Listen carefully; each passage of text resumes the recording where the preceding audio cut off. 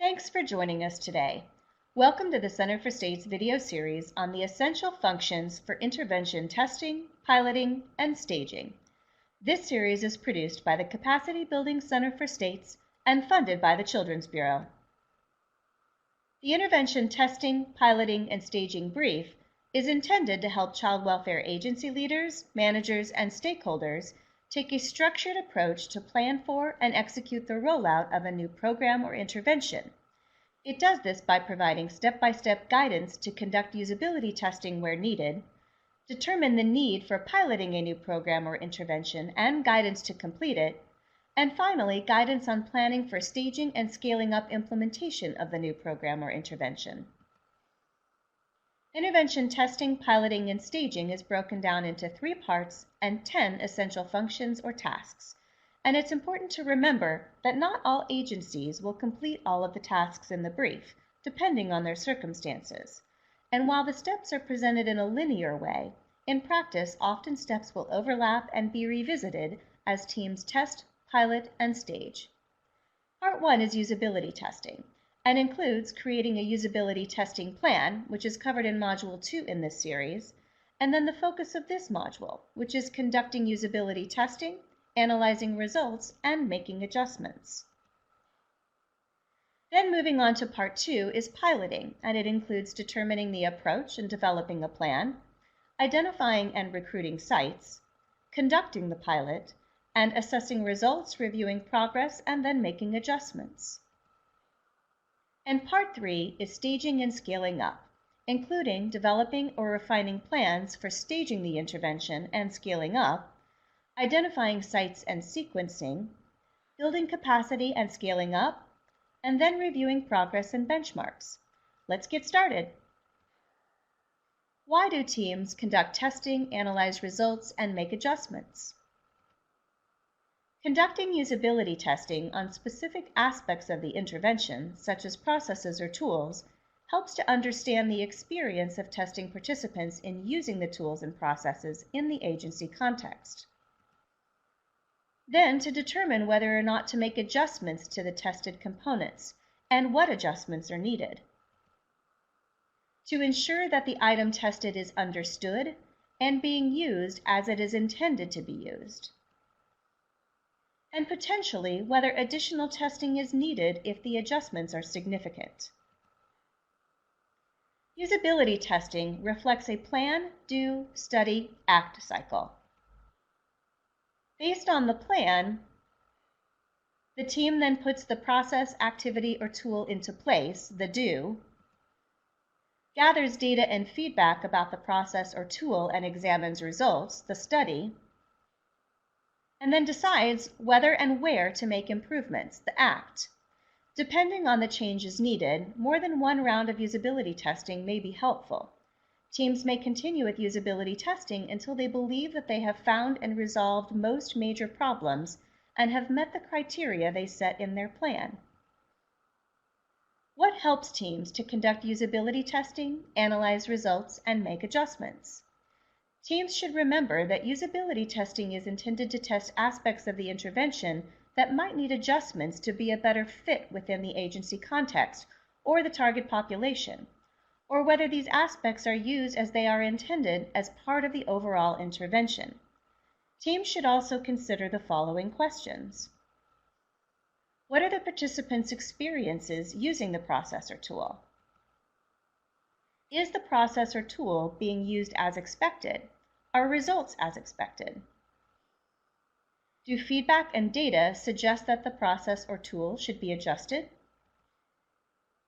Is there confidence in the results of the usability test? What resources are needed to make improvements?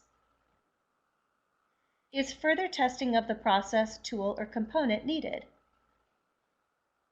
Teams also might want to consider the following tips as they conduct, analyze, and adjust the tested elements.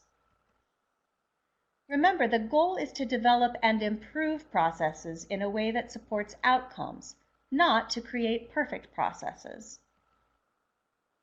Choose a limited number of elements to test that are clearly articulated and important to obtaining good outcomes. Recruit participants that reflect the intended audience of the process or tool. Provide conditions that will mimic real use of the tools or processes to get realistic feedback. Identify data and measures that can be collected and analyzed quickly. Use feedback to inform improvements. Work out the bugs and then test again as needed. Let's check in with an example. During the Permanency Innovations Initiative, the Kansas Intensive Permanency Project, or KIP, explored the functionality of some processes and procedures for the intervention they had selected, as it was being used with a slight adaptation for the target population. The usability testing focused on 3 critical tools or processes that were central to the project. 1. Could the project implement new child functioning assessment practices by day 7 of the child's foster care episode with enough frequency? 2. Could the project effectively engage enough parents of children recently removed from their custody and placed into foster care to participate in new home services that included video recording? And 3, could the project obtain the threshold of parental consent for participation in the randomized evaluation of the intervention? They developed a plan to test the intervention processes on their question of timeline, engagement, and consent with a target threshold of 70% for each measure to determine whether or not they needed to revise the process or tool. They then conducted the test by collecting data on randomly selected cases and analyzed the frequencies and percentages for each measure. And then they made adjustments where needed. Their data showed some of the tested processes met or exceeded the 70% target, and others fell short. The results indicated that timeframes for initial assessments of child functioning needed more than 7 days, so the project leaders adjusted the measure to 14 days for further monitoring.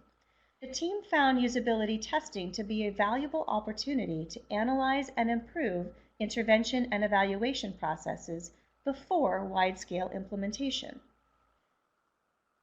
Let's take a moment to check in on what you've learned about conducting usability testing, analyzing results, and making adjustments. Why do teams conduct usability testing, analyze results, and make adjustments?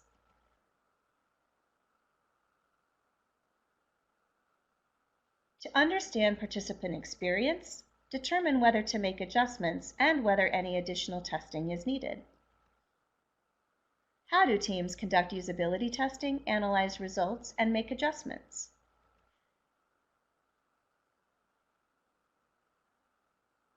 By following a plan, do, study, act cycle and following the testing tips. What can help teams conduct usability testing, analyze results, and make adjustments?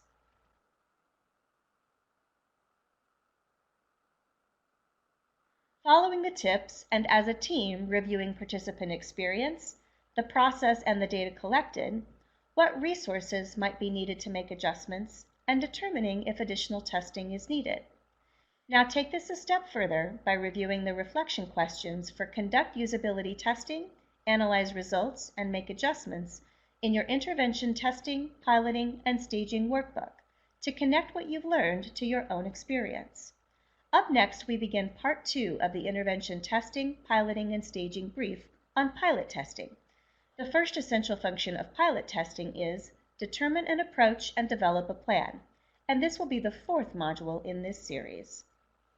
This video was created by the Capacity Building Center for States, funded by the U.S. Department of Health and Human Services, Administration for Children and Families, Children's Bureau, under contract HHS P23320140033C.